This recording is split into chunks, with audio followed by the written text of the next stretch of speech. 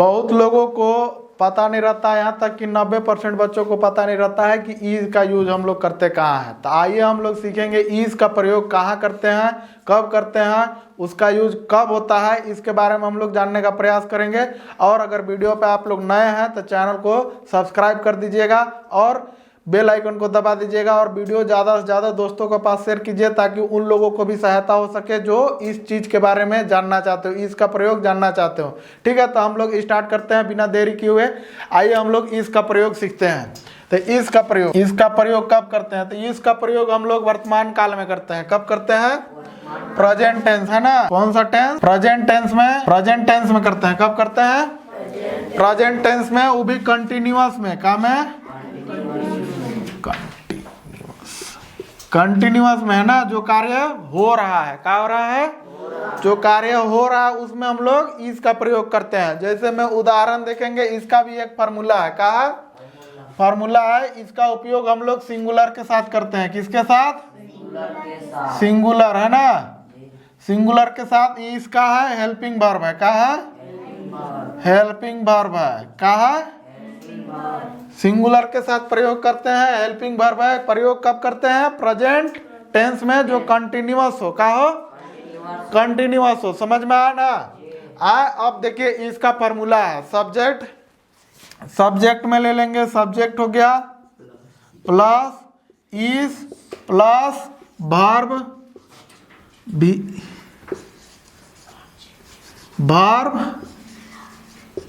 Plus ING plus adjective, plus adjective नहीं और adjective या नाउन का। समझ में आया ना?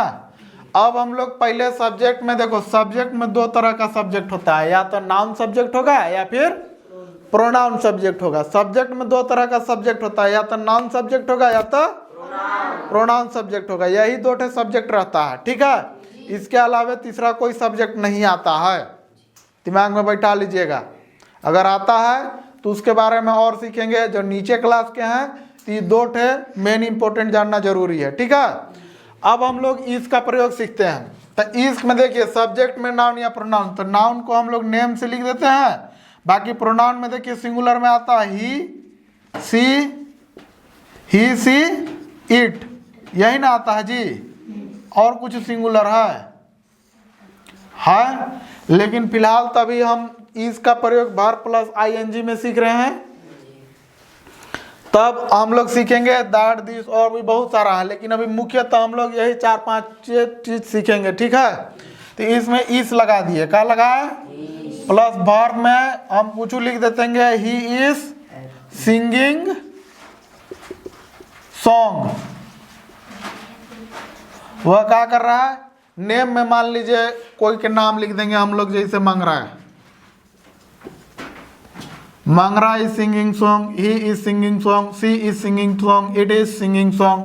जैसे कौआ हुआ गाना गाता है, तोता गाना गाता है, तो इट इज सिंगिंग सॉन्ग हो जाएगा, है कि नहीं? अगर जान रहे हैं तो पैरोट इज सिंगिंग सॉन्ग, है कि नहीं? है, समझ में आया ना? अब कोई गाना गा रहा है, वस्तु है, नाम नहीं जान रहे हैं, इट लगा दिए। क्या किए? इट लगा दिए, है कि नहीं? समझ में आया ना? तो यहाँ पे वर्ब प्लस ING का यूज हो गया। किसका? वर्ब प्लस ING का। अब इसी में वर्ब प्लस डायरेक्ट ING करना करके हम लोग अब एडजेक्टिव का भी यूज कर देते हैं। क्या? एडजेक्टिव का। जैसे मान लीजिए Mangra is happy, he is happy, she is happy, it is happy, है ना। सबका हो गया। हुआ कि नहीं? हुआ ना। तो डायरेक्ट हैप्पी का हो गया, एडजेक्टिव वर्ड है। हैप्पी का है एडजेक्टिव वर्ड, एडजेक्टिव है। इसके बाद हम लोग चलेंगे सीधा नाउन पे यूज होता है। तो नाउन पे यूज करने के लिए हम लोग को क्या कहते हैं? प्रोनाउन लेना पड़ेगा। दिस दैट, है ना। ये सिंगुलर है। This is cow, this is, that is dog, है कि ना। ये सब यूज हो जाता है, ये सब यूज हो जाता है। समझ में आया? यहाँ तक समझ में आ गया। तो अब इसके बाद हम लोग वीडियो यहीं पे समाप्त किया जाता है। अगर वीडियो पसंद आया हो तो चैनल को लाइक, सब्सक्राइब और कमेंट 20 है इस तरह का सेंटेंस बना के कमेंट करें।